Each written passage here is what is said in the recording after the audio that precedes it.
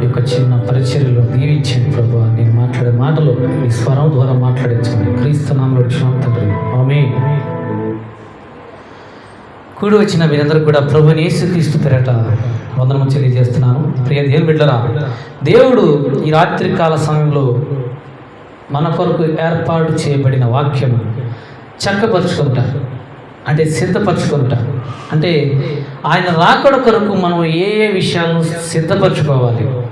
సిద్ధపరచుకోవడం ద్వారా మనం ఆయన రాజ్యంలో వారసులుగా ఉండటానికి ఇష్టపడతాం. అయితే ప్రియ దేవుని బిడ్డలారా, ప్రతి మనిషి కూడా మన జీవితంలో చక్క పెట్టుకోనకపోవటం వలనే మనం నరకానికి వెళ్ళిపోతున్నాం.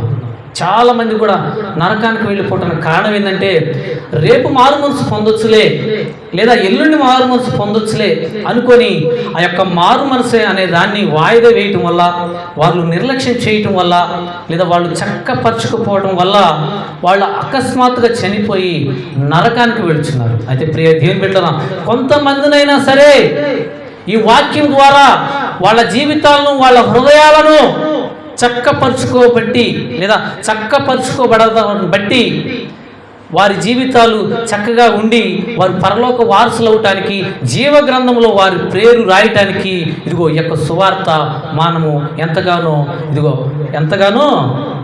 ఉత్సాహపరుస్తుంది. అయితే ప్రియ దేవుని బిడ్డలారా, ఎంతగానో ఉల్లాసపరుస్తుంది. అయితే ప్రియ దేవుని బిడ్డలారా, ఈ రాత్రికాల సమయం దేవుడు మనకి ఇదిగో చక్కపరుచుకొనుట, ఆయన రాకడ ముందు మనం ఏ విధంగా చక్కపరుచుకోవాలి అనే దాని గురించి మనం మాట్లాడుకుందాం. అయితే ప్రియ దేవుని బిడ్డలారా, మన బంధువులు ఎవరైనా వచ్చే మాటలైతే మన ఇల్లు అంతా కూడా అంతకుముందు చిందరబందరగా ఉన్నదంతా కూడా చాలా చక్కగా సర్దుకుంటాము. ఎందుకంటే బంధువులు ఎక్కడ మనల్ని ఇన్సల్ట్ చేస్తారో అని. అలాగే ఎవరన్నా కొంచెం నాయకులు, పెద్ద పెద్ద నాయకులు వస్తున్నట్లయితే పట్టణాలను చాలా శుభ్రంగా చేస్తారు. ఎందుకంటే ఆ నాయకులకి ఇచ్చే విలువ అనమాట.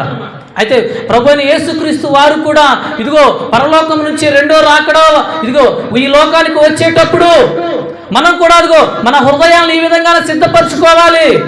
అయితే సిద్ధపరచుకోవడానికి మనకు కావలసిన ఇగో కొన్ని నియమాలు దేవుడు మనకి ఇచ్చి ఉన్నాడు. అందులో ఒకటి, ప్రవర్తనను మీరు చక్కపరుచుకోవాలి మొదటిగా.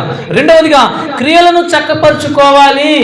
మూడవదిగా క్రియలే కాదు, క్రియలతో కూడిన మార్గమును చక్కపరుచుకోవాలి.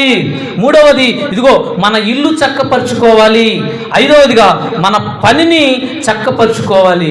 ఆరవదిగా కార్యములను చక్కపరుచుకోవాలి. ప్రియ దేవుని బిడ్డలారా, ఈ 6 వచనాలు మనం తేల్చి చూద్దాం. అయితే ప్రియ దేవుని బిడ్డలారా, తద్వారా మనం చక్కపరుచుకొని ఆయన రాకడకు సిద్ధంగా ఉండాలని దేవుని పేట మనం చేస్తున్నాం. అయితే అందులో మొదటిది ప్రవర్తనను చక్కపరుచుకోవాలి. ప్రియ దేవుని బిడ్డలారా, సామెతల గ్రంథము 21వ అధ్యాయము 29వ వచనం.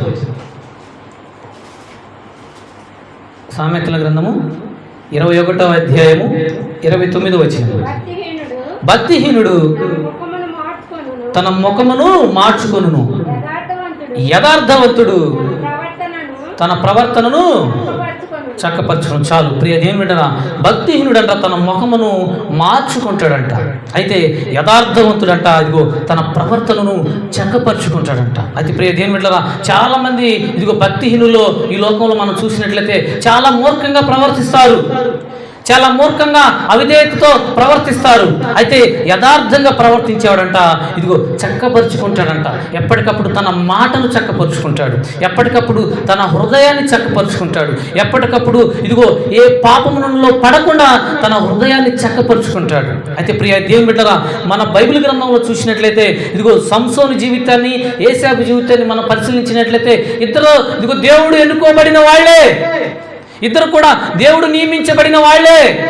అయితే వారి జీవితంలో ఇద్దరికి కూడా స్త్రీలు ఎదురైన వారే. వాళ్ళ జీవితాల్లో ఇదిగో స్త్రీలు ఇదిగో ప్రయాణంలో ఆ స్త్రీలు అడ్డగించిన వారే. అయితే ప్రియ దేవుని బిడ్డలారా, సంసోను చూసినట్లయితే స్త్రీకి దాసోహమయ్యాడు. అయితే ఏసావును చూసినట్లయితే స్త్రీని విసర్జించాడు. అందుకే సంసోను ఇదిగో పాపములో పడి ఇదిగో ఎంతగానో ఇబ్బంది పడ్డాడు. దేవుని బిడ్డలారా, ఇదిగో మైక్ శబ్దం వింటున్న సహోదరుడా, నువ్వు కూడా ఏసావు వలె అభివృద్ధి కావాలన్నదే ఈ యొక్క ప్రయాస, ఈ యొక్క సువార్త. ప్రియ దేవుని బిడ్డలారా, అందుకని మన ప్రవర్తన చాలా గట్టిగా మన హృదయాలను సిద్ధపరచుకోవాలి. మనం చేసే ప్రతి పనిలో ఇదిగో ప్రార్థనతో మొదలు పెట్టాలి. మనం చేసే ప్రతి కీడు కూడా ఇదిగో ఎక్కడైతే మన పాపంలో పడకుండా మన హృదయాలను చక్కపరుచుకొని క్యారెక్టర్ ప్రవర్తన అనగానే క్యారెక్టర్ను చాలా శుద్ధి చేసుకోవాలి. ఎప్పటికప్పుడు మన హృదయాలను పరిశీలించుకొని ఇదిగో నేను ఈ తప్పు చేయకూడదు, ఇదిగో దేవుడు నన్ను ఇదిగో ఈ పాపానికి నియమించలేదు, ఇదిగో దేవుడు నన్ను అభివృద్ధి కావడానికి సువార్తమానానికి దేవుడు నన్ను నియమించాడు కాబట్టి పాపాన్ని నేను విసర్జిస్తాను, నా క్యారెక్టర్ను ఇదిగో ఆది నుంచి అంతం వరకు కాపాడుకుంటాను అని దేవుడి దగ్గర మనం ఒక సవాలుకరంగా నిలబడాలి. హల్లెలూయా. అతి ప్రియ దేవుని బిడ్డలారా, రెండవదిగా క్రియలను చక్కపరుచుకోవాలి.